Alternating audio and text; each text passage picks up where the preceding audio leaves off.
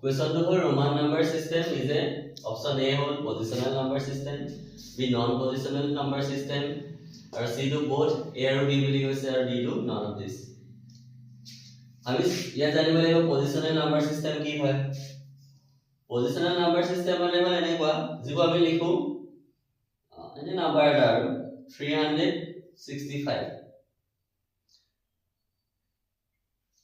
আৰু Roman number আমি কেনেকৈ হয় 300 আমি এনেকৈ নিলিখো এটো 3 এটো 6 এটো 5 এটো ফিক্স নহয় আমি 365 টো কেনেকৈ লিখিম এটো 300 to 300 of C 60 to anything L X V হল আমার জেনারেল নাম্বার সিস্টেমত কি থাকে 3 মানে 3 আমি এনেকে লিখিম আমি 3 টো জতে থাকো 6 হলে আমি 6 to 6 এ লিখিম 6000 of 66 এটা সিম্বল টু ফিক্স এটো কথা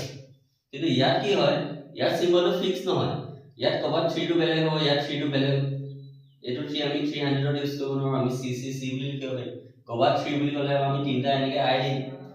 এই তেনেকুৱা ইয়াত কি হয় ইয়াত ফিক্স নহয় ৰোমান নাম্বাৰ য'ত ফিক্স হয় এটো পজিশনাল